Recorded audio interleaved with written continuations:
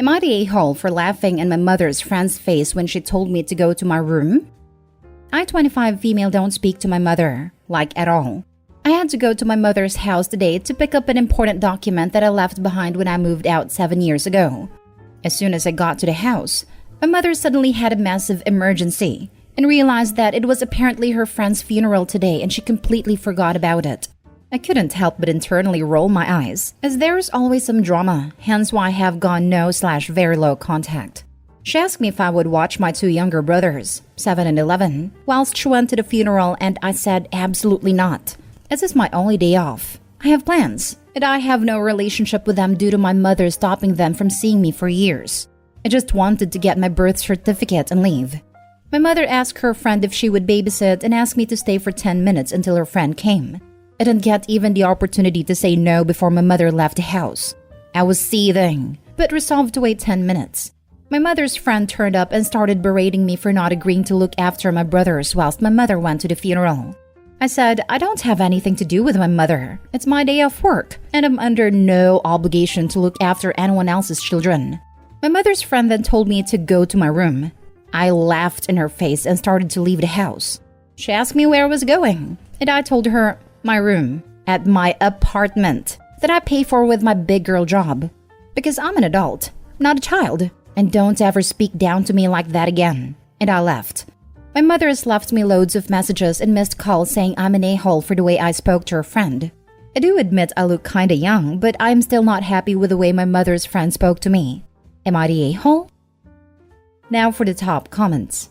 Not the a-hole. I actually quite admire your refusal to get drawn in. Absolutely not the a-hole. I have issues with people who talk to even my second graders like this. If Opie were my child, the friend would be getting more than an earful. I hope you enjoy the freedom from having to deal with them, Opie. May it be full of autonomy and independence. Not the a-hole. The audacity to try and send someone else's adult child to their room. I would have laughed too. I came into this expecting her to be younger than 18, and when I read 25, I laughed for like 5 minutes. Even if she was under 18, that person had absolutely zero grounds to tell a stranger what to do in a house that wasn't hers. Had a good laugh though too. I may be the a-hole because my mother's friend didn't know me and may have genuinely thought I was a minor, as I do look very young for my age. It really wouldn't matter. You're not the a-hole now, and you'd have been not the a-hole if you had been a minor. She had no business speaking to you that way regardless. The fact that adults can quite often get away with behaving badly towards children because children don't usually have the ability to do what you did here doesn't mean that their behavior is good. It just means they can get away with it. She behaved like an A and you spanked her. Next story. Am I the a-hole for not paying for my daughter's honeymoon after she canceled her wedding? My wife and I have 3 kids, 36 male, 32 female, and 25 female. We have had agreements with all of our kids that we would help pay for up to $10,000 for their weddings or use that same amount towards a down payment on their first home. Both of our oldest kids picked down payment option. They both got married and had medium-sized weddings, both under 100 guests. They paid for the majority of their weddings themselves, but we did pitch in maybe $1,000 to $2,000 to each of them to help a bit. My youngest got engaged last year and started planning her wedding, which was scheduled for this October. She told us she would like us to help pay for the wedding instead of a house, since both her and her fiancé are more comfortable with apartment living and don't want to put roots down anywhere since they are both young. She had us put deposits down for a venue, caterer, photographer, and a DJ. These deposits totaled over $5,000 and were non-refundable. About 2 months ago, my daughter called to tell us that she and her fiancé had decided to cancel their wedding and get married in a courthouse. She said the wedding planning was too stressful and they would rather just get married legally and spend money on a big honeymoon instead. She said she wants us to take the rest of what we would have paid for the wedding and put it towards their honeymoon instead. She said they want to take an extra long honeymoon, like 2 to 3 months of travel to multiple destinations. I told her that we would not be contributing money to that. I explained that by canceling their wedding, we have lost out on thousands of dollars and gotten nothing out of it due to non-refundable deposits. Mind you, we never questioned any of their choices regarding wedding planning and were not involved in any of the decision-making. I literally just wrote checks to vendors. My daughter is upset and accusing me of playing favorites with her older siblings and for punishing her because she wants something different for herself. I told her that the situations are not the same and that giving her thousands of dollars for her to bum around Europe and Asia for a few months was never something I agreed to. My wife wants to give our daughter a few thousand to try and even things out, but I am firmly against this. The way I look at it, we already gave her thousands of dollars and she decided to literally throw all of that money away. I understand wedding planning is stressful, and if they want a courthouse wedding, that is their choice. But it also wasn't their money that they lost by canceling the wedding. It was ours. My daughter thinks I am being an a-hole about this, and my wife wants to just give her the money to keep the peace. But I feel like that just completely absolves our daughter of what her decisions have cost us. I don't want to pay for her wanderlust after she cost me thousands of dollars. Not the a-hole, but I would encourage you and your wife to inform them that the remaining balance of the money is available to help contribute to a down payment on a home at a future date. This way, you are not playing favorites. You are not punishing her for changing her mind about the kind of wedding she wants. And you are still only using the money for purposes you are comfortable contributing to. Note, I get that you are annoyed at the loss of non-refundable deposits. But you are skating perilously close to an a-hole rating by framing it as she decided to literally throw all of that money away. And I wouldn't be at all surprised if that attitude is what your wife is reacting to. You are succumbing to the sunk cost fallacy. That money would have been gone no matter whether your daughter went through with the wedding or not. The only thing different is that, by realizing that she didn't want the big wedding, she has stopped spending additional unnecessary money. Not the a-hole. She wasted $5,000. No way in hell I'd give her more money. While she had a right to change plans, she doesn't have a right to ask for more money. I don't think she had a right to change plans without reimbursing her parents. She literally threw their money away and felt entitled to do so because it's my wedding. No. You take someone else's money, then use it for the intended purpose, or you give it back. Not the a-hole. Not the a-hole. Throwing away your money was an a-hole move, and I wouldn't give her more personally. If she had asked for the money for a honeymoon up front because she wanted to do a courthouse wedding instead, then that's one thing. But to be so disrespectful with your gift and then ask for more? That's just incredibly entitled. I am also curious what jobs they have that they can take a multi-month honeymoon. According to them, this is their plan. Not renew their lease on their current apartment and move in with fiancé's parents post-wedding/pre-honeymoon. Quit their jobs to go on their honeymoon. Use their own savings and my $5,000 to travel cheap around Europe and Asia. Think backpacking and hostels type of travel for 2 to 3 months. Then come home, live with fiancé's parents for a bit while they get jobs and figure out their next steps. Next story is titled, Am I the a-hole for telling my cousin I don't care she has 3 years to live? I have a second cousin called Jane. She's very close with my parents. We weren't close because she's always been kind of mean to me, but as we live in the same city and my parents often work long hours, she often accompanied me to extracurricular activities by taking the bus with me downtown as she was the only one available. I got her a nice Christmas gift this year with allowance I saved up, so I don't think I've been ungrateful for what she's done for me. I'd also like to note I'm not that young, 16 female. It's just my parents are weird about public transportation because I'm very small and a girl, and my mom was often harassed on the bus when she was young. Jane was unfortunately diagnosed with cancer recently and was given an estimate of 3 years left. Ever since she received the news, she's often done things like cutting in long lines and asking for discounts normally only available to service workers with the phrase, I've only got 3 more years, we gotta make 'em good. Recently, my parents asked Jane to escort me on a flight to visit my family who lived in another state for 2 weeks. I'd never flown alone before, so the deal was that Jane would fly with me there and show me how things worked, return home without me, and then I would fly home alone after I knew how. My parents covered everything, plus some nice skincare for Jane as a thank you. On the flight, she stretched out her knees and legs onto the seats in front of us.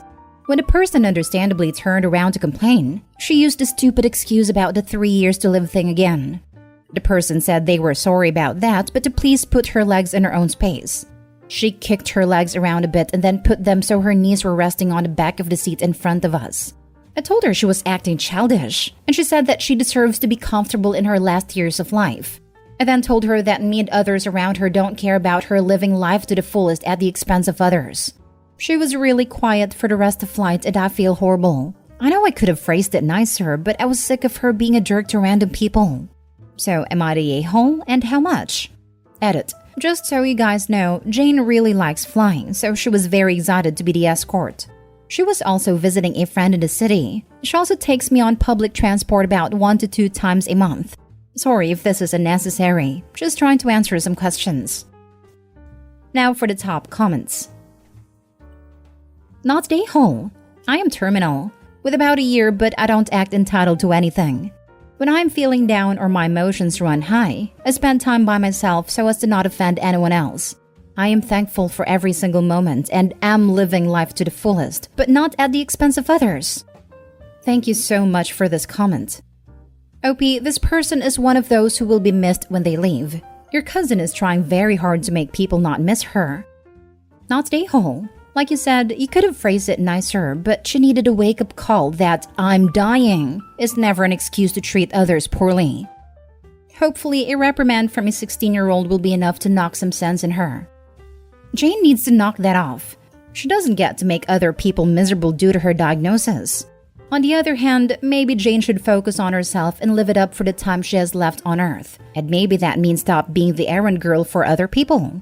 If she's going to take a flight somewhere, it should be to a place on her bucket list. Maybe if she started to focus on having awesome experiences for herself, she wouldn't act this way towards others. Not the a-hole. It sucks that your cousin has only 3 years to live. However, that does not give them the right to treat everyone like dirt. You're right to call them out. It's pretty character revealing though. Like money provides certainty that you'll be okay, this diagnosis provides certainty of Jane's fate. What does Jane do now knowing that she hasn't gotten much time left? Be horrible to others. It's revealing, but hold your horses. This is a teenage girl dealing with a terminal diagnosis. We can call her out for being horrible, but this may just be her initial reaction to figuring out that she's going to pass away. That's heavy stuff. OP or family should talk to her. Last story is titled, "Am I the a-hole for telling my son that I don't think he'll be as successful in life as his sister?" I, 46 male, am the father to 2 children, 19 female and 16 male, with my wife, 44 female. My daughter is entering her sophomore year of college, and I recently posted a picture of her to social media and captioned it with, "My daughter is entering her sophomore year of college. I am so proud of her. She will go on to great success in life." For some reason, this bothered my son. He asked me, "Why don't you ever post anything about how proud you are of me? You always do about my sister." I told him that once he reached certain milestones, I would. He then said, "Well, I've still done things with my life so far, but you never acknowledge those things." I then told him, "Look, son, you are highly intelligent. Your sister is smart. You're smarter. I watched you both grow up and develop, and I'm telling you, you're in the upper echelon. But you're not half as hardworking or conscientious as her, which is why I'm probably always going to be bragging about her more than you. Start applying yourself to life the way you do video games and D&D, and that will change." My wife thinks that what I said to our son was hurtful and unnecessary. I think I was just being honest and trying to give him a wake-up call. I just want him to live up to his potential. Am I the a-hole? Info. Is this part of a plan of systematically demotivating your son? Or did you just feel he needed extra demotivation on this particular occasion? No, just the opposite. He is so intelligent and has so much potential, and it's just frustrating to watch him squander it. He's 16. What is he supposed to be doing with his life right now in your eyes? Right? When I was 16, I also played video games and fooled around with my friends. I managed to graduate college and get a decent job/life. This dad is probably a macho man boomer who doesn't understand D&D or anything about his kid's interest for that matter. You're the a-hole. Poor kid just wanted some acknowledgement from his dad. You can't boast about one child and not expect the other to feel a little left out. Oh, don't forget that he said out loud that the son is smarter than the daughter. Wait to insult both of your children. OP, you're the a-hole. He heard 2 kids in one sentence. You're the a-hole. Are you saying your son honestly has done nothing worth you posting about? How do you know he's so smart? You can't brag about that? Also, do you know that highly intelligent people often have such high expectations placed on them that they need to have escape valves such as playing games or they self-destruct? Yep, we self-destruct. I'm the technically smartest of 4 kids, but I'm the only one living near the poverty line with bad mental issues, and the other 3 are pretty successful. They/their families and my parents are wonderful. They never give me grief about failing to live up to my potential. never make me feel bad that I don't have money and can't do the things they can do, like international travel for fun. I also don't ask them for money or make them feel bad for having it. If they want to invite me to family dinners at a restaurant, they know they'll be paying, but I never invite myself or try to guilt trip them. If something serious happens, I could ask them to borrow money because I don't do it frivolously, and I give them realistic times of how long it would take me to pay them back. Also, celebrating their success doesn't diminish me.